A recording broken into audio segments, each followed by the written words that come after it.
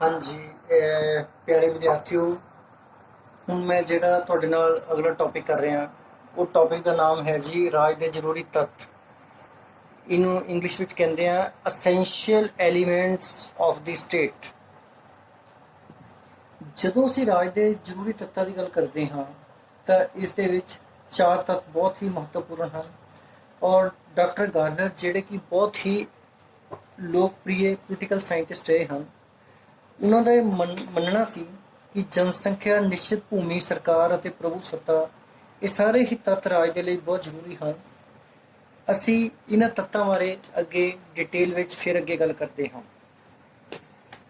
ਸਭ ਤੋਂ ਪਹਿਲਾਂ ਜਿਹੜਾ ਰਾਜ ਦਾ ਜ਼ਰੂਰੀ ਤੱਤ ਹੈ ਉਸ ਦਾ ਨਾਮ ਹੈ ਜੀ ਜਨਸੰਖਿਆ, ਪੋਪੂਲੇਸ਼ਨ। ਹਾਂਜੀ, ਰਾਜ ਦੀ ਜਨਸੰਖਿਆ ਦੇ ਬਾਰੇ ਅਲੱਗ-ਅਲੱਗ ਪੋਲੀਟੀਕਲ ਸਾਇੰਟਿਸਟ ਨੇ ਅਲੱਗ-ਅਲੱਗ ਵਿਚਾਰ ਦੱਸੇ ਹਨ।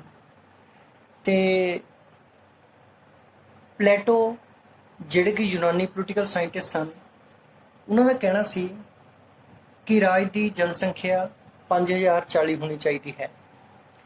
ਇਸੇ ਤਰ੍ਹਾਂ ਇੱਕ ਫਰਾਂਸ ਦੇ ਪੋਲੀਟੀਕਲ ਸਾਇੰਟਿਸਟ ਸਨ, ਫਿਲਾਸਫਰ, ਦਾਰਸ਼ਨਿਕ ਰੂਸੋ। ਉਹਨਾਂ ਦਾ ਕਹਿਣਾ ਸੀ ਕਿ ਇੱਕ ਰਾਜ ਦੀ ਜਨਸੰਖਿਆ 10,000 ਹੋਣੀ ਚਾਹੀਦੀ ਹੈ। ਪਰ ਇਸੇ ਤਰ੍ਹਾਂ ਅਰਸਤੂ ਜਿਹੜੇ ਫਾਦਰ ਆਫ ਪੋਲੀਟੀਕਲ ਸਾਇੰਸ ਸਨ, ਉਹਨਾਂ ਦਾ ਕਹਿਣਾ ਸੀ ਕਿ ਰਾਜ ਦੀ ਜਨਸੰਖਿਆ ਨਾ ਤਾਂ ਬਹੁਤ ਜ਼ਿਆਦਾ ਹੋਣੀ ਚਾਹੀਦੀ ਹੈ ਅਤੇ ਨਾ ਹੀ ਬਹੁਤ ਘੱਟ, ਇਹ ਮੀਡੀਅਮ ਹੋਣੀ ਚਾਹੀਦੀ ਹੈ। ਪਰ ਜਦੋਂ ਅਸੀਂ ਆਧੁਨਿਕ ਦੇਸ਼ ਦੇਖਦੇ ਹਾਂ, ਰਾਜ ਦੇਖਦੇ ਹਾਂ, ਤਾਂ ਇਹਨਾਂ ਦੀ ਜਨਸੰਖਿਆ ਬਹੁਤ ਜ਼ਿਆਦਾ ਹੋ ਚੁੱਕੀ ਹੈ। ਚੀਨ ਦੀ ਜਨਸੰਖਿਆ 130-135 ਕਰੋੜ ਤੋਂ ਜ਼ਿਆਦਾ ਹੈ। ਭਾਰਤ ਦੀ ਜਨਸੰਖਿਆ ਵੀ ਲਗਭਗ 125 ਕਰੋੜ ਤੋਂ ਉੱਪਰ ਹੋ ਚੁੱਕੀ ਹੈ। ਇਸ ਤਰ੍ਹਾਂ ਕੁਝ ਰਾਜ ਛੋਟੇ ਵੀ ਹਨ ਜਿਨ੍ਹਾਂ ਦੀ ਜਨਸੰਖਿਆ ਹਜੇ ਬਹੁਤ ਘੱਟ ਹੈ। ਇਸ ਤਰ੍ਹਾਂ ਜਨਸੰਖਿਆ ਦੇ ਸੰਬੰਧ ਵਿੱਚ ਅਲੱਗ-ਅਲੱਗ ਵਿਚਾਰਕਾਂ ਦੇ ਅਲੱਗ-ਅਲੱਗ ਵਿਚਾਰ ਰਹੇ ਹਨ। ਦੂਜਾ ਪੁਆਇੰਟ ਹੈ ਜੀ ਨਿਸ਼ਚਿਤ ਭੂਮੀ। ਹਾਂਜੀ, ਰਾਜ ਦਾ ਜਿਹੜਾ ਜ਼ਰੂਰੀ ਅਗਲਾ ਤੱਤ ਹੈ ਉਹ ਹੈ ਨਿਸ਼ਚਿਤ ਭੂਮੀ, ਕਿ ਰਾਜ ਦੇ ਕੋਲ ਇਲਾਕੇ ਦਾ ਹੋਣਾ ਬਹੁਤ ਜ਼ਰੂਰੀ ਹੈ। ਇਲਾਕੇ ਦੇ ਵਿੱਚ ਬਹੁਤ ਸਾਰੀਆਂ ਚੀਜ਼ਾਂ ਹੁੰਦੀਆਂ ਹਨ, ਉਹਨਾਂ ਵਿੱਚ ਤੁਹਾਡੀਆਂ ਨਦੀਆਂ ਆਉਂਦੀਆਂ ਹਨ, ਪਹਾੜ ਆਉਂਦੇ ਹਨ, ਹੋਰ ਵੀ ਉਹਦਾ ਭੂਮੀ ਆਉਂਦੀ ਹੈ, ਸਮੁੰਦਰ ਆਉਂਦਾ ਹੈ। ਇਹ ਸਾਰੇ ਜਿਹੜੇ ਇਲਾਕੇ ਹਨ ਕਿਸੇ ਵੀ ਰਾਜ ਦੇ ਨਿਸ਼ਚਿਤ ਭੂਮੀ ਵਿੱਚ ਸ਼ਾਮਲ ਕੀਤੇ ਜਾਂਦੇ ਹਨ। ਕਿਸੇ ਵੀ ਰਾਜ ਦੇ ਕੋਲ ਇੰਨਾ ਕੁ ਇਲਾਕਾ ਹੋਣਾ ਚਾਹੀਦਾ ਹੈ ਕਿ ਉਹ ਉੱਥੇ ਦੀਆਂ ਜ਼ਰੂਰਤਾਂ ਨੂੰ ਪੂਰਾ ਕਰ ਸਕੇ। ਕਿਸੇ ਦੀ ਰਾਜ ਦੀ ਭੂਮੀ ਵਿੱਚੋਂ ਕੱਚਾ ਤੇਲ ਜਾਂ ਜੇ ਮਾਰਬਲ ਨਿਕਲਦਾ ਹੈ, ਇਸ ਨਾਲ ਉਹ ਰਾਜ ਜ਼ਿਆਦਾ ਤਰੱਕੀ ਕਰਦਾ ਹੈ। ਜੇਕਰ ਕਿਸੇ ਰਾਜ ਦੀ ਭੂਮੀ ਉਪਜਾਊ ਨਹੀਂ ਹੈ, ਬੰਜਰ ਹੈ, ਤਾਂ ਉਸ ਦੇਸ਼ ਦੀ ਤਰੱਕੀ ਕਰਨ ਵਿੱਚ ਬਹੁਤ ਹੀ ਮੁਸ਼ਕਲ ਪੈਦਾ ਹੁੰਦੀ ਹੈ। ਅਗਲਾ ਪੁਆਇੰਟ ਜਿਹੜਾ ਹੈ ਰਾਜ ਦਾ ਜ਼ਰੂਰੀ ਤੱਤ, ਉਹ ਹੈ ਜੀ ਸਰਕਾਰ। ਹਾਂਜੀ, ਸਰਕਾਰ ਤੁਸੀਂ ਜਾਣਦੇ ਆ ਕਿ ਹਰ ਇੱਕ ਨਿਸ਼ਚਿਤ ਸਮੇਂ ਤੋਂ ਬਾਅਦ ਚੋਣਾਂ ਹੁੰਦੀਆਂ ਹਨ। ਉਸ ਤੋਂ ਬਾਅਦ ਜਿਹਨੂੰ ਵੀ ਸੱਤਾ ਪ੍ਰਾਪਤ ਹੁੰਦੀ ਹੈ ਉਹ ਸਰਕਾਰ ਬਣਾ ਲੈਂਦੇ ਹਨ, ਉਹ ਰਾਜਨੀਤਿਕ ਦਲ। ਤੇ ਸਰਕਾਰ ਦੇ ਵਿੱਚ ਜਿਹੜਾ ਵੀ ਕੰਮ ਹੁੰਦਾ ਹੈ, ਨੀਤੀਆਂ ਦਾ ਨਿਰਮਾਣ ਕੀਤਾ ਜਾਂਦਾ ਹੈ, ਨੀਤੀਆਂ ਲਾਗੂ ਕੀਤੀਆਂ ਜਾਂਦੀਆਂ ਹਨ, ਠੀਕ ਹੈ। ਔਰ ਸਰਕਾਰ ਜੋ ਕੁਝ ਵੀ ਕੰਮ ਕਰਨਾ ਚਾਹੁੰਦੀ ਹੈ ਉਹ ਇਸ ਤਰ੍ਹਾਂ ਕੰਮ ਕਰਦੀ ਹੈ ਜਿਸ ਨਾਲ ਲੋਕਾਂ ਦੀ ਭਲਾਈ ਦੇ ਜ਼ਿਆਦਾ ਤੋਂ ਜ਼ਿਆਦਾ ਕੰਮ ਹੋਣ।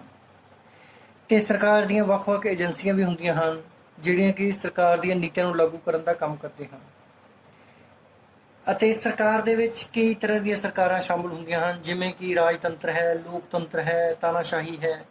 ਅਸੀਂ ਰਾਜਨੀਤੀ ਸ਼ਾਸਤਰ ਵਿੱਚ ਇਹ ਸਾਰੀਆਂ ਤਰ੍ਹਾਂ ਦੀਆਂ ਸਰਕਾਰਾਂ ਦਾ ਅਧਿਐਨ ਕਰਦੇ ਹਾਂ। ਨੈਕਸਟ ਪੁਆਇੰਟ ਹੈ ਜੀ ਪ੍ਰਭੂ ਸੱਤਾ। ਪ੍ਰਭੂ ਸੱਤਾ ਹੁੰਦਾ ਹੈ ਜਦੋਂ ਵੀ ਕੋਈ ਦੇਸ਼ ਪੂਰੀ ਤਰ੍ਹਾਂ ਆਜ਼ਾਦ ਹੋ ਜਾਂਦਾ ਹੈ, ਉਹ ਅੰਦਰੂਨੀ ਅਤੇ ਬਾਹਰੀ ਰੂਪ ਵਿੱਚ ਕੋਈ ਵੀ ਫੈਸਲੇ ਕਰ ਸਕਦਾ ਹੈ, ਉਸ 'ਤੇ ਕੋਈ ਵੀ ਅੰਦਰੂਨੀ ਜਾਂ ਬਾਹਰੀ ਦਬਾਅ ਨਹੀਂ ਹੁੰਦਾ ਹੈ। ਇਸ ਨੂੰ ਅਸੀਂ ਪ੍ਰਭੂ ਸੱਤਾ ਕਹਿੰਦੇ ਹਾਂ। ਇਹ ਜਿਹੜੀ ਦੋ ਤਰ੍ਹਾਂ ਦੀ ਹੁੰਦੀ ਹੈ, ਅੰਦਰੂਨੀ ਪ੍ਰਭੂ ਸੱਤਾ। ਅੰਦਰੂਨੀ ਪ੍ਰਭੂ ਸੱਤਾ ਦਾ ਭਾਵ ਹੈ ਕਿ ਦੇਸ਼ ਦੇ ਅੰਦਰ ਜੋ ਕੁਝ ਵੀ ਕਾਨੂੰਨ ਹਨ ਉਹਨਾਂ ਦੀ ਪਾਲਣਾ ਤੁਹਾਨੂੰ ਕਰਨੀ ਪਏਗੀ। ਔਰ ਬਾਹਰੀ ਪ੍ਰਭੂ ਸੱਤਾ ਤੋਂ ਭਾਵ ਇਹ ਹੈ ਕਿ ਕੋਈ ਵੀ ਰਾਜ ਜਿਹੜਾ ਹੈ ਬਾਹਰੀ ਰੂਪ ਵਿੱਚ ਪੂਰੀ ਤਰ੍ਹਾਂ ਸੁਤੰਤਰ ਹੈ।